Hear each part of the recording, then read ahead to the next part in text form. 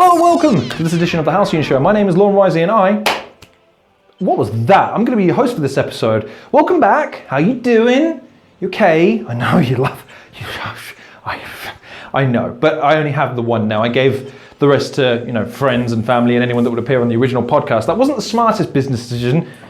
$500 a piece, these things. I mean, it's worth it, but still, it was a very dumb marketing tool. Anyway, on this edition of the Halcyon Show, I have a question to ask you. First of all, have you ever tried to emulate anything? So have you ever tried to take someone else's idea, but somehow make it your own to the point where no one can know that it's a previous idea, so that you won't, get sued, but so much as that they would look at it, make the direct comparison, and just naturally associate your thing with that thing, and therefore it being a good thing? I've never done that. I can't think of anything recently that has done that, to be honest. What, that? I didn't put that there. Okay, I'm the only person that edits these things, but still. I didn't do it! So yes, we're going to be talking about a game called Anstorm, and yeah, right from the bat, I'm not a big Metroid fan, but I saw that comparison right from the get-go, and I was thinking, oh wow. Okay, so this is going to be some derivative, spoon-fed, carbon copy experience that I'm just going to loathe. And no. Actually, since I started reviewing games, this is one of the more well-rounded, polished, bug-free, progressive, story-filled, gameplay diverse games that I've had the privilege of playing. So as always, I must ask your permission, well, it's my show, I'll do whatever the hell I like, to refer to my script. So, Anstorm, simple and gripping gameplay, most commonly as a classical arcade shooter. The game consists of short levels, which is perfect for short breaks to relax. Wow, if you say so. The release date is the 16th of November 2018, so it's been out for just under a year. The developer and publisher is Shiv. Unfortunately, I didn't manage to make contact with them on this occasion, mainly due to the fact that I couldn't find any information from them. Nothing on Twitter, nothing on social media, no website or anything like that, which is odd, but never mind. The game is currently priced at £1.69. It was recently on sale for as little as 89 pence, but obviously the sale has subsided since I began reviewing it, and I'm actually getting a chance to report on it, which would be, I don't know, $2.50, $3 on Steam. And then just a synopsis here. Anstorm, a research ship on the mission outside the explored part of the galaxy, discovered a wormhole with an artificial planet inside of it. Your new mission is to make a landing on it and find out its origin and history. The gameplay features include simple and thrilling gameplay, which will remind you of the days of the classic arcade shooters.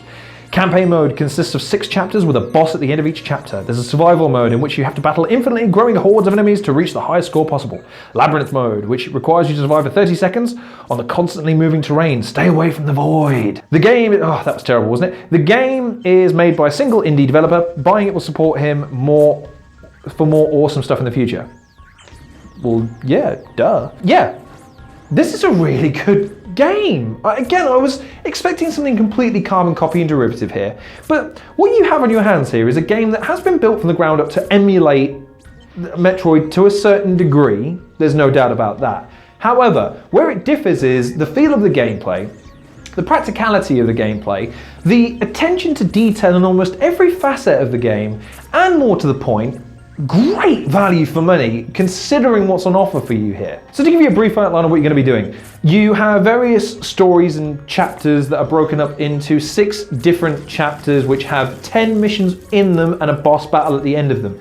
These missions are going to vary between just simple running and gunning sections where you have a map that you just constantly run around avoiding enemies.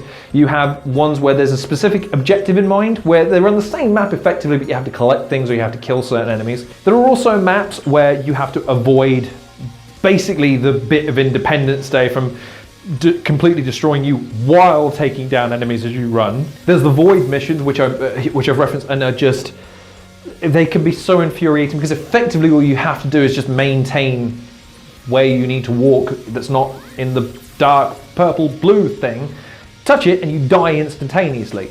And then, as I mentioned, you've got the bosses, and the bosses are all reasonably interesting. have different phases and attack patterns. No one of them really feels the same. While they may feel cheap in the first instance, it's probably because you've not figured out the best way to take them down yet, and potentially it's because you've maybe not mastered the controls as I hadn't when I first started playing this game. So let's get on some of the positives. It's very seldom I actually start a review with a positive note, isn't it? It's weird. Shocking on a website that almost unilaterally promotes negativity in its entirety with no focus on being correct and indeed positive on things. Anyway, slight meta dig there at the platform I'm on. LOL! Back to the review. There are no bugs. I couldn't come across a single bug throughout the entirety of my play. No enemies wandering off for no reason, no infinites, no jump offs, no cheatness, no loading screens that were a pain in the ass or anything along those lines. It was all very, very smooth. The interface was very easy to understand and play through. The controls are simple. It's only one click here in the directional buttons. Very, very easy. You control it using your mouse. It's very responsive. At no point did I was ever fighting the controls, trying to just go over there. It's got a very unique look to it compared to other shooters that I've played recently, albeit it's probably not the most revolutionary looking game in the world. It's a lot smoother in terms of its aesthetic than the 8-bit or the attempts at three-dimensional stuff that I've seen. It's got a cartoony, but with a it's almost 80s, late 80s, early 90s in terms of its design aesthetic, which is a weird callback because I'm not usually a fan of that aesthetic, but in this case, I think it really works for the game. It's 3D in essence, but it functions as a two-dimensional shooter. Now, why do I think this game is good? Well, here's the thing that I harp on most about most games. Two things. Number one, it doesn't have a tutorial mode, and number two, if it introduces a story element, it just kind of leaves it at the door and lets you play through the levels, and it doesn't really have any causal effect. This game has a story that it kicks off with. It has an intro. It introduces you to everybody in the cast. It has sections at the beginning of each level. You have panels that begin and end each chapter, and everything you do is synonymized really easily and really well. Now, is it the most amazingly gripping story in the world? Are the characters deep, dark, mysterious, and intriguing? Not really. Not really, no. There are three main protagonist characters, only one that you play as, who is basically Samus Aran. I don't think there's any disputing that fact. But they all have unique looks. They all have different dispositions in the kind of like... the best way I can describe it is almost like the codec from Solid Snake. From Metal Gear Solid, where it's just a bit of text at the beginning with the photograph, but you can get a sensibility of the characterizations. Again, there's not a lot of voice acting. In fact, I don't think there's any voice acting in this game, but it tells a story that it needs to tell. And the fact that the developers put time and effort into that element of the game, where it could have been very easily ignored. You could have just had the levels. Just click on the level and it gives you a brief synopsis. But the fact that they put time and effort into creating the graphics cards, the interludes, the preludes, the exudes, all of the ludes, the quaaludes, all of them, is a really nice touch. And it fits in with the dynamic, as again I've criticised some games where it just looks like it's pasted over something else or the designs don't mesh. Everything about this game is like it's been designed succinctly, and I really appreciate that. But let's talk about what you're going to be doing most of in this game. Running and gunning, son, as opposed to something like Bad Business, which maybe tricks you into thinking it's an action game. This game makes no pretense about there being any stealth, any tactical nature to its gameplay or any subtle nuances. No, you press that click button and you do not stop pressing that click button until the level ends. You murder everything that comes towards you. You flatten it with laser plasmas, bolts of lightning, whatever you can get your hands on, and you just don't stop. The game is set out in a very simple way. You're plonked into the middle of a level, you're given a gun, you've got a health bar which is usually not filled up to the brim, but you've got 5 hits, you've got a bar that does something, you've got a boost mechanic which means that you can get around the map and get in and out of trouble easily, and you've got a multitude of enemies that you've got to take down throughout the course of any given level. Which brings me to the problem I had with the game synopsis at the beginning. Relaxing, yes, relaxing, much in the same way that I'm sure John McClane found running through a room covered in glass with no shoes on, thought that was relaxing in the sense of, well, it's simple. All you got to do is go that way. I'm sure it's not really stressful or anything. When you look into it. There are times where this game will throw everything at you, especially the boss battles when you haven't quite figured out the weakness yet. In the main levels, it's very easy for you to become outnumbered if you're not concentrating fire and punching holes through the waves of enemies. It never feels cheap. I'm not going to go so far as to say that the game feels except for the void missions. They can feel a little bit cheap because it literally sometimes you just wrong step and you hit the void and it kills you immediately. But in terms of the enemies, there are enough variations to keep you guessing, because there are enemies that die in just one hit. There are tanks that just take a bunch of hits, but they don't move so quickly. There are ones that shoot projectiles. There are ones that, when they die, emit acid, so you can't walk in the area. So effectively, you have to be tactical in where you shoot, because you're going to cut yourself off and exit if you don't plan it quickly. There are enemies that shoot blasts. And more to the point, and here's where the game becomes a little bit more interesting to play than just running and gunning, is the exploits. So here's the power-ups. So you've got upgrades for the gun that makes it faster, more powerful. Variations of guns, you've got a shotgun one, you've got a railgun version, you've got a rapid fire version. You've got power-ups that boost your shield or emanate blasts from you, or like red force lightning at points. It's all very frantic. So again, I don't understand where this relaxing notion comes from. But I do understand and appreciate that these levels are not going to last you very long. Each level is probably going to last you in the region of 3 to 4 minutes, depending on how long it takes you to achieve a certain objective. Other levels are they're timed, because you have to get from one side to the other, or you have to follow the void. The boss battles are where the game's going to test you, though, because these boss battles, while not anything revolutionary, every boss battle does feel different. Every boss battle you're probably going to need to play through a couple of times to get the gist of what it wants you to do, and they all feel fair. That's the one thing I hate about boss battles sometimes. They literally just make it the most powerful they can, give you the bare essentials, and say, right, if you can beat the game, congratulations, you've earned, I don't know, your name on a board. Would that do? Whereas this game, it's more progression. And because each boss feels like you've worked up to it, because the levels change, it's not just one and then the other and the other. Because they change in variation in terms of the type, so you might go from a running gun to a void, to avoiding the backlash, to collections, and they all tie in story-wise with the panels at the bottom. It all feels like a nice progression. And while I wouldn't say it's relaxing, I wouldn't say it's heart-pounding pedal to the metal stuff either. It runs a nice pace, and it's it's an easy game to play. I never felt frustrated playing this game aside from the bosses. Every time I was playing the game, I felt powerful, I felt efficient, confident, I felt that it was fun, and I felt it was well designed. Again, the level is probably the only thing that I would criticize the game's design for, in the fact that the levels are just very bland, very copy and paste at times. The boss levels are a bit more interesting, but ultimately, the thing I think I like the least about this game is that the levels have this sort of weird faded effect around the outside, rather than something definitive like a wall or some crevices or a cliff or something along those lines, just to at least maintain the illusion. But that seems to break it a little bit. I don't like it when I can see the seams of a game.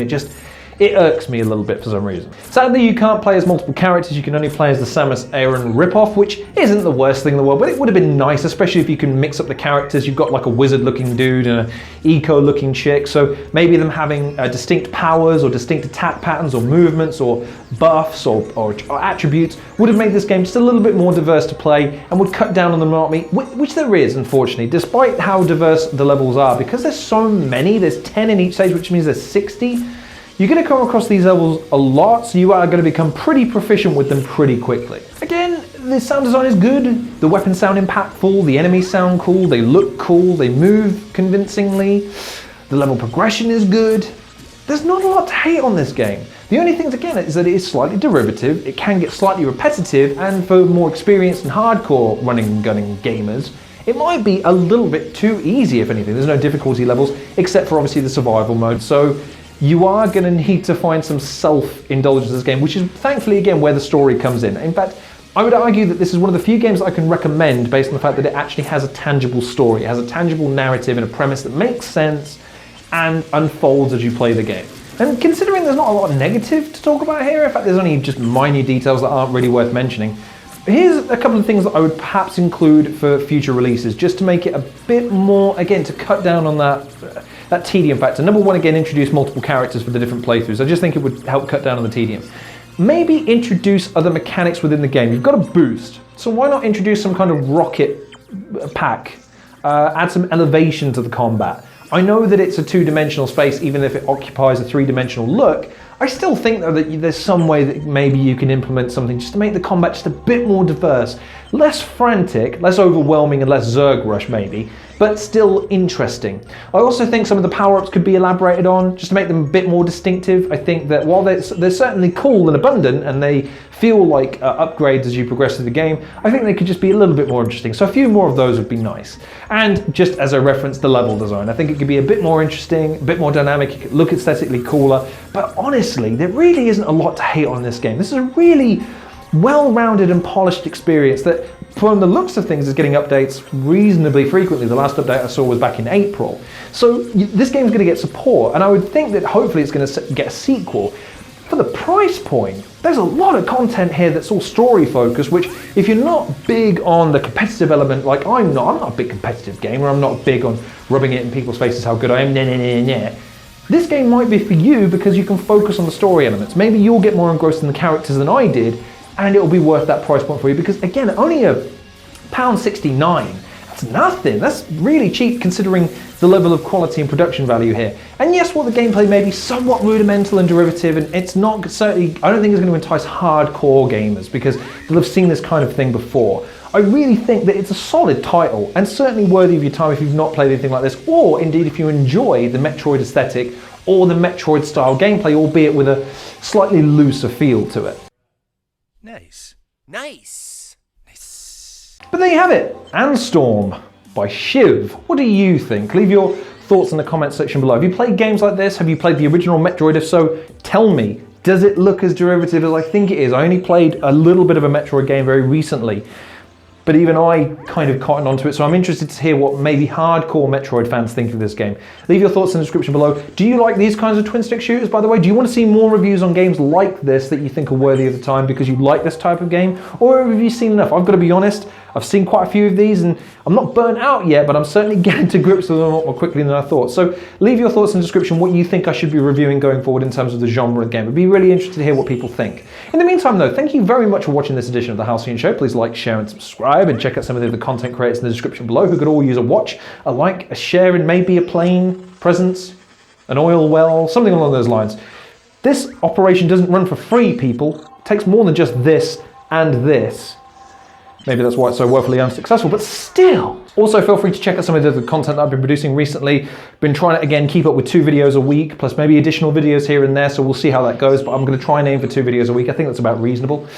Also, feel free to check me out over on Different Games channel. The dude is back in action, and he's producing content left, right, and frickin' center. So I'm amped to see him back, and I hope I'm going to be appearing over there, but even if I'm not, I'd recommend you go and support what he's doing. Do you know what? I heard that impression back the other day. It's terrible, isn't it? It sounds nothing like the guy, but in my head, it's bellissimo. Anyway, thank you very much again for watching. My name has been Lorne Risley. I've been your host for this episode. Feel free to go and follow me on the Twitter.